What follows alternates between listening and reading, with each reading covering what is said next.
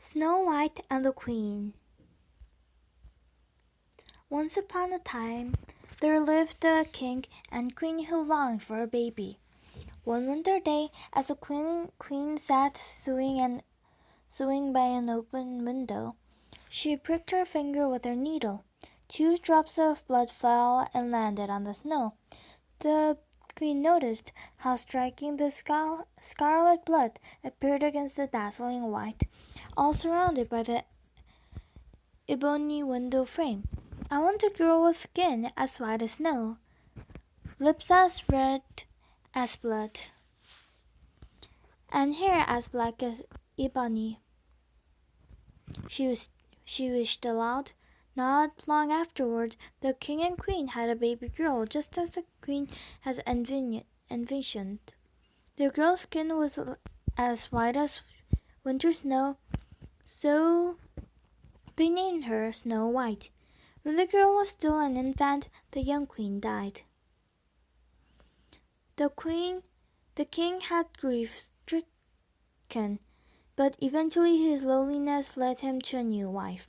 The new queen was very beautiful and spent many hours preening before an enormous ornate golden mirror.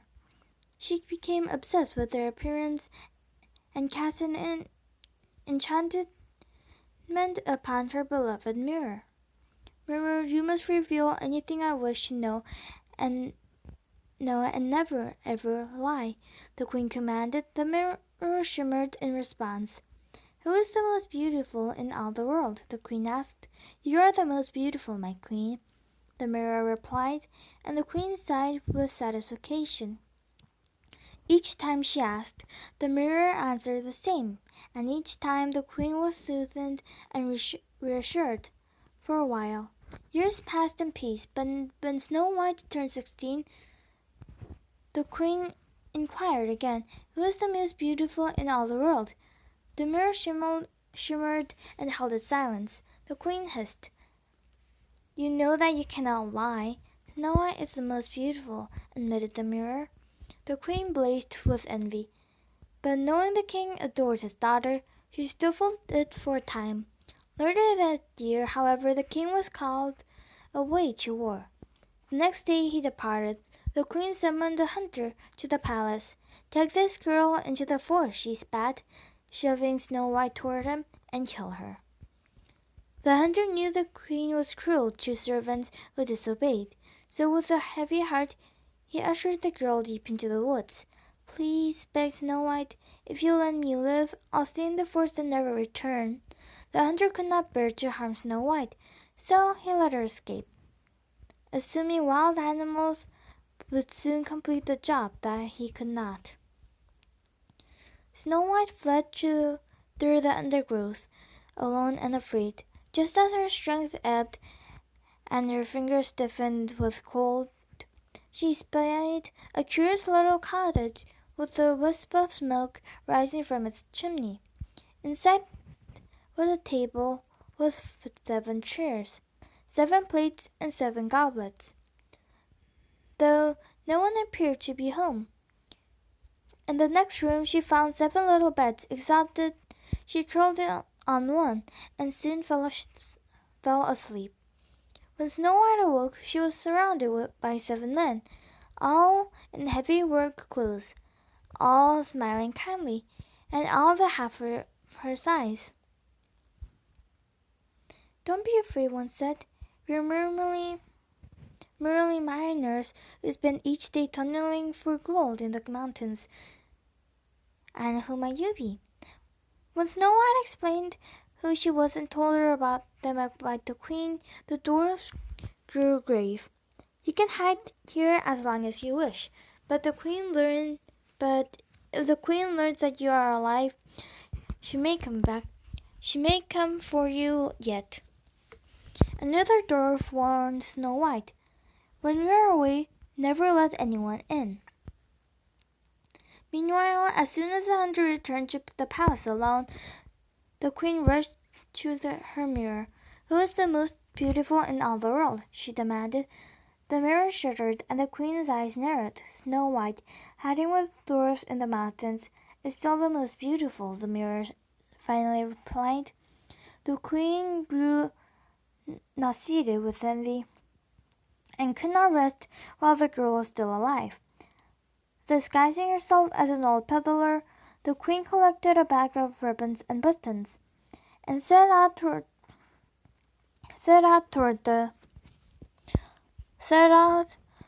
the forest. When she reached the Door's cottage, she called out, "Pretty things for sale!" Snow White peeked out. "I must not let anyone in," she explained, "for the doors were gone." "Then come out and look," the peddler coaxed, holding up the red ribbon that shimmered like ruby against Snow White's skin. I suppose I could," Snow White said, hesitating. The moment Snow White stepped outside, the queen cinched the ribbon so tightly around the girl's throat that she suffocated her. Soon Snow White fell on the ground, lifeless. The queen sped home to her golden mirror. "Who is the most beautiful in all the world?" she panted. "You're the most beautiful, my queen," said the mirror. With that, the queen's red-hot rage finally dissipated. When the Doors returned home, they found Snow White lying there, pale and motionless. They cut the ruby ribbon with a choking gasp. Snow White awoke. "This is the work of the queen," the Doors warned. "Never let anyone in, and never accept anything from anywhere." Weeks later, still confident that Snow White was dead, the queen addressed her mirror. Who is the most beautiful in all the world?" she asked. "Snow White, revived by the dwarfs, is the most beautiful," the mirror answered. The queen's throat tightened. Drawing upon her skill with potions, she crafted a poisoned apple, then uttered a clever incantation that made the apple half deadly but the green half safe. She disguised herself as an old farmer and set back out across the mountains. As soon as Snow White saw someone approaching, she launched the shutters and barred the door. "Are you afraid of me, child?" the farmer laughed. "I've only come to sell apples." "I must not let anyone in," Snow White said. I don't need to come in, dear. You can look from the window," the woman said. "I cannot accept anything either." "That's a shame," the farmer said, sounding genuinely disappointed, "as this year's crop is especially delicious." She sliced an apple in half and took a big bite. The sound of a crisp fruit made Snow White's mouth water. She opened the door and a crack and saw the farmer contentedly chewing. "Maybe I could try one apple, but it must be that one. The one you are safely eating," Snow White said. "Of course," the farmer smiled, handing the red half to Snow White. When the first bite of poisoned apple lodged in Snow White's throat, the world drained of sound and color, and she collapsed to the ground. The queen dashed back to her beloved mirror. "Who is the most beautiful in all the world?" she pleaded. "You're the most beautiful," the mirror replied, and relief washed over the queen's troubled heart. When the dwarfs saw their door ajar, they rushed inside and found Snow White lying where she had fallen. There are no ribbons they might entangle, and no wounds they might heal. She was cold. She was dead.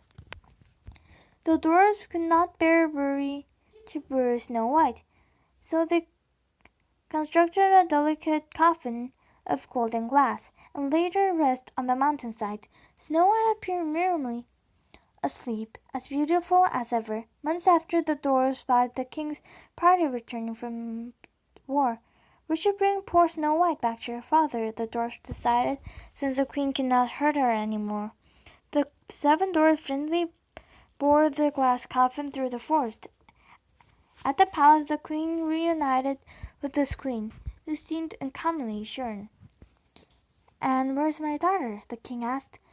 "Our sweet Snow White ran away," the queen said, she shedding very real-looking tears. Just then the dwarfs arrived at the palace, carrying a glass coffin with Snow White inside.